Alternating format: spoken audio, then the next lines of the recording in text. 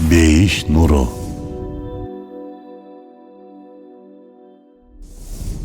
Орто кылымдардын 613-614 жылдар.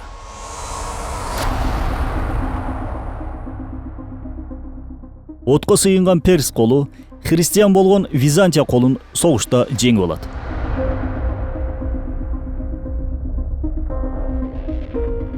Византия өтө чоң жоготууларга дуушар болот. Бул кезде Меккенин мушриктери, мусулман бол электери бул окуяга аябай сүйүнүп, мусулмандарды шылдың кыла башташат. Алар, эгер Аллах жалгыз болгондо, китеп ээлери болгон христиандарды отпарас перстерге жеңилтмек эмес да, деп тийишет. Бул кезде Куран болсо, сыртынан карасаң акылга сыйбагандай көрүнгөн кабарды берди. Бул кабар Рум сүрөсүнүн аяттары эле. Ал жерде Аллах Алиф Лам Мим. Рум жеңилди. Эң жакын жерде, жер бетиндеги эң төмөн жерде, алар жеңилгенден кийин кайра жеңишке жетишет.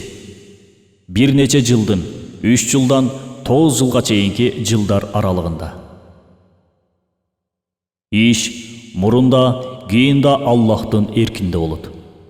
Ошол күнү момундар кубанышат. Деп айтат.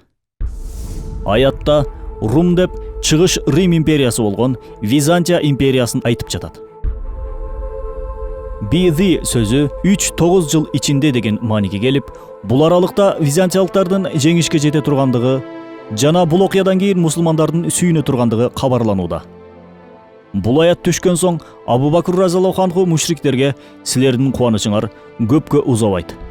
Бир нече жыл ичинде византиялыктардын жеңишке жетүүсүн Аллах кабарлады, дейт. Муну уккан Убайд бин Халеф Абу Бакр разияллаху анху менен 3 жылда византиялыктардын жеңишке жетүүсү боюнча 10 төөгө мелдешүүнү сунуштайт.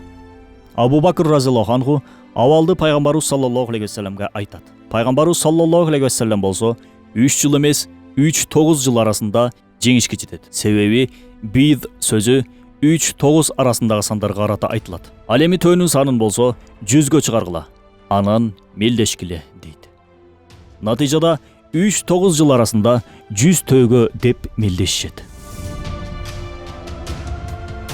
Бул мезгилдери Византия империясынын саясий, экономикалык, аскерий абалы өтө оор эле. Империянын казынасында акча калган эмес эле. Армия болсо жалдама болгондуктан аларга төлөй турган каражат жок эле. Бул абалдан пайдаланган славяндар менен аварлар батыш жактан Балкан жарым аралдарын тоноп жатса, чыгыш тараптан перс аскерлери бастырып кирип келатты. Сирия, Шам, Антакия, Армения, атүгүл Куддус, Мысыр жерлеринде басып алган эле перстер. Византиянын императору Ираклий аскердин муктаждыктарын камсыздоо үчүн чиркөөлөрдөгү алтындарды эритип, акча жасалсын деп буйрук берет. Атүгүл бронзо статуэткаларды да эритип акча жасаттырат.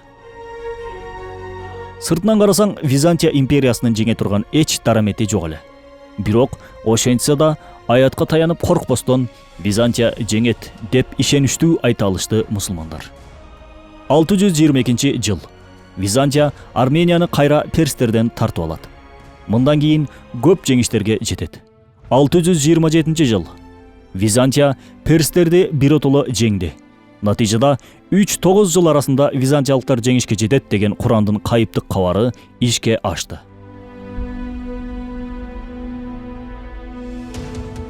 Куран келечектен кабар берген бир китеп. Себеби ал Аллахтын сөзү. Ал эми аны адамзатка жеткизүүчү болгон Мухаммед саллаллаху алейхи вассалам болсо, анын кулу, элчиси. Аятындагы бир таң калыштуу жери сүрөнүн 3-аятында эң жакын жерде, жер бетиндеги эң төмөн жерде, алар жеңилгенден кийин кайра жеңишке жетишет деген жери. Бул аят чынында адамзат үчүн жаңы геологиялык ачылыш болуп эсептелет. Аяттагы жер бетинин эң төмөн жери деген жердин арабчасы Аднал Ард. Бул Адна сөзү Дани деген сөздөн келип чыгып, эң төмөн деген мааниге келет. Ард болсо жер бети деген мааниге келет. Натыйжада Аднал Ард сөзү жер бетинин эң төмөн жери деген мааниге келүүдө.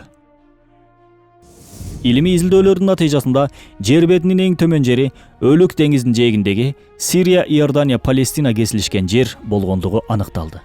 Бул жер деңиз деңгээлинен 395 метр төмөндө жайгашкан. Византиялыктар перстерден жеңилген жер. Аятта ачык эле дүйнөнүн эң төмөн жеринде жеңилди деп айтууда. Мынакей Куран бизге кайып болгон тарыхый акыйкатты айтып элетин болбостон, жер бетиндеги эң эле төмөн болгон жер тууралуу кереметтүү түрдө айтууда. Ооба, күн өткөн сайын ыйык Куран аяттарынын жаңы маанилери ачыкка чыгуу менен жашарууда. Буларды уккан соң Аллаху акбар деп Аллахка моюн сунбаска айла калбайт. Куран сыяктуу улуу акыйкат турган кезде жүрөккө оорлук келмек беле? Биз мусулмандардын милдети болсо Кураныбызды дагы да жакшылап изилдешибиз керек. Курандын Рысөлөй Нур аттуу тафсиринен алынды. Бейиш нуру.